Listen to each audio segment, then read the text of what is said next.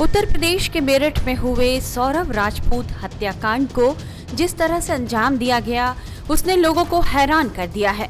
सौरभ की पत्नी मुस्कान और उसके प्रेमी साहिल ने बेहद निर्ममता और शातिर ढंग से न केवल सौरभ को हमेशा के लिए मौत की नींद सुला दिया, बल्कि उसके शव के कई टुकड़े करके उसे एक प्लास्टिक के ड्रम में सील भी कर दिया।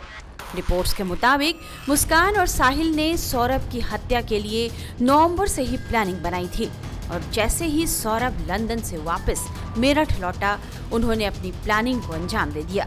सौरभ की हत्या की साजिश उसके पैसों से ही रची गई और मौत का सारा सामान भी सौरभ के पैसों से ही खरीदा गया। इस बीच मुस्कान ने एक बड़ा खुलासा किया है।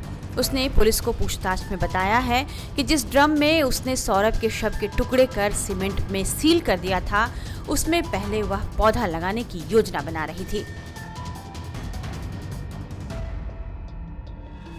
उस स्क्रिप्ट के अनुसार जो सामान लाए गए थे, वो सामान सौरव के पैसों से ही खरीदे गए थे। दरअसल मुस्कान ने सौरव के पैसे ही से ही उसकी हत्या की साजिश की थी। जो भी सामान खरीदे गए थे, चाहे चाकू की बात की जाए या सीमेंट या ड्रम की बात करें या दवाई की, ये तमाम सामान जो हैं ऑनलाइन खरीदे गए थे। और इतना ही नहीं, कसौल जाते वक्त यानी वारदात को अंजाम देने के बाद जब मुस्कान और साहिल हिमाचल प्रदेश जाते हैं, उस दौरान ये दोनों जो हैं, खासतौर पे मुस्कान जो है वो सौरव का फोन भी अपने साथ ले जाती है। और इसके पीछे की जो वजह होती है, पहली वजह ये होती है कि जो लोकेशन ट्रेस हो वो मुस्कान के साथ का ट्रेस हो। और दूसरी सबसे बड़ी वजह ये भी सामने आती है कि सौरभ के फोन से ही लगातार वहां पर जो भी खर्च किए गए, चाहे कसौल जाते वक्त या वहां रहने के दौरान जो भी सामान खरीदे गए, जिसमें शराब की बोतलें भी थी, ये तमाम चीजें जो हैं वो सौरव के फोन से ही खरीदे गए, यानी उसके यूपीआई अकाउंट से ही खरीदे गए। इतना ही नहीं, जांच के दौरान ये भी पता चला है कि मुस्कान के अकाउंट में सौरव ने 80,000 रुपया एक खास मकसद से ट्रांसफर किया था। दरअसल जब सौरव लंदन में था, उस दौरान उसका एक दोस्त जो है वो साइबर फ्रॉड में लिप्त हो गया था और उसके अकाउंट में कुछ पैसे आए थे। उसने वो पैसे सौरव के अकाउंट में ट्रांसफर किए थे और ये बात जब सौरव को पता चलती है, उसके बाद वो 80,000 रुपया मुस्कान के अकाउंट में ट्रांसफर करता है और 1 लाख रुपए अपने भाई के। दरअसल सौरव को डर था कि उसका अकाउंट सीज न हो जाए। इतना ही नहीं, जांच के दौरान ये भी पता चला है कि जब ये लोग यानी साहिल और मुस्कान जब हिमाचल प्रदेश जाते हैं, उस दौरान रोजाना 2 बोतल शराब की खरीदी जाती है और उसका जो पेमेंट किया जाता है वो सौरव के ही अकाउंट से किया जाता है। फिलहाल पुलिस दोनों के अकाउंट की जांच कर रही है। इतना ही नहीं, कसौल का जो वीडियो सामने आया है उसको देखने से भी साफ तौर पे पता चलता है कि किस तरीके से ये दोनों जो हैं, इन दोनों के जहन में किसी तरीके का कोई पछतावा नहीं था। दोनों पूरी तरह से मौज मस्ती करते हैं और नशे की हालत में भी साफ तौर पे देखे जा सकते हैं, क्योंकि कई बार जो है वो मुस्कान गिरती है, कई बार साहिल लड़खड़ाता है, दोनों एक दूसरे को संभालते हैं और उसके बाद वीडियो में साफ तौर पे देखने को मिलता है कि किस तरीके से दोनों एक दूसरे के साथ डांस कर रहे हैं। उनके मन में किसी तरीके का कोई पछतावा नहीं है और ना ही कानून का कोई डर है। 22 फरवरी को मुस्कान ने शारदा रोड मार्केट से 800 रुपए में 2 चाकू खरीदे थे और उसके बाद इस चाकू से मुस्कान और साहिल ने सौरभ की हत्या के लिए करीब 8 दिनों तक रिहर्सल भी किया।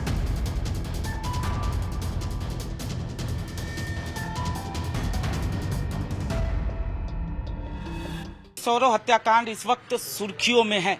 मुस्कान ने अपने आशिक साहिल के साथ मिलकर जिस तरह से अपने पति सौरव की हत्या की, इसके बारे में जिसने भी सुना वो सन्न रह गया।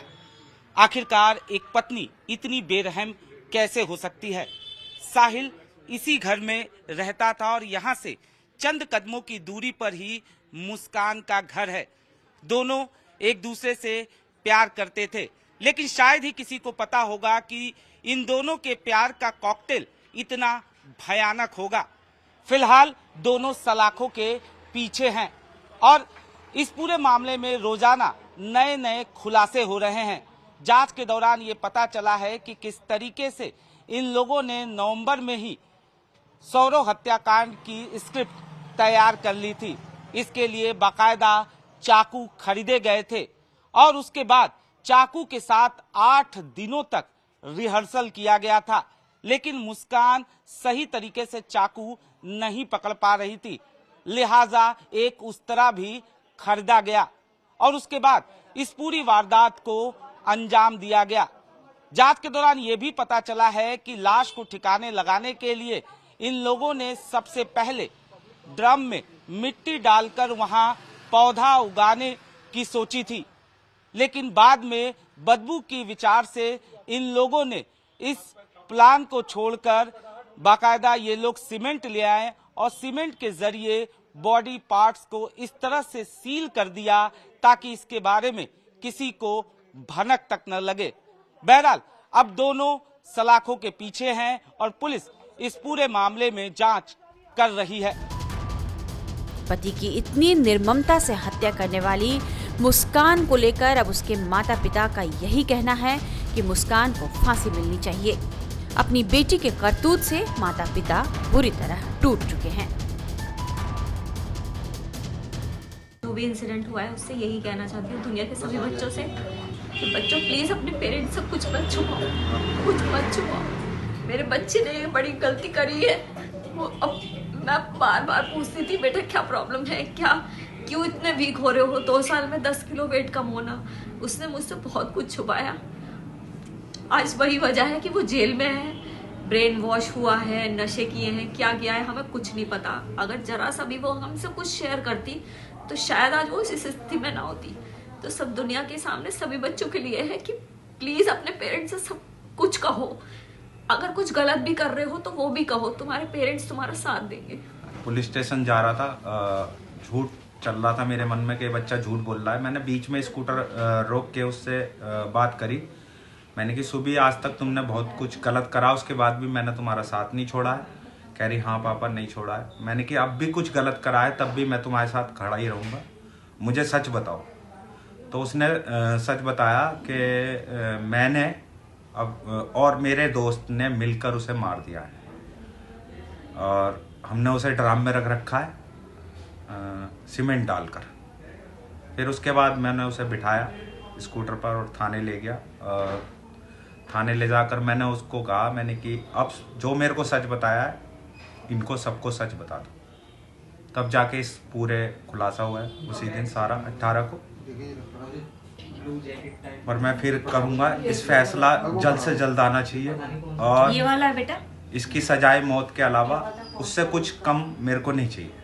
मैं मुस्कान का पिता हूँ और उसने जो करा है वो सही नहीं करा, बहुत गलत है समाज के लिए भी, और आगे से ना हो उसे फांसी की सज़ा मिलनी चाहिए। मेरे दामाद को इंसाफ मिलना चाहिए, वो इसके हकदार है और जितना सही होगा मैं करूँगा इसके लिए।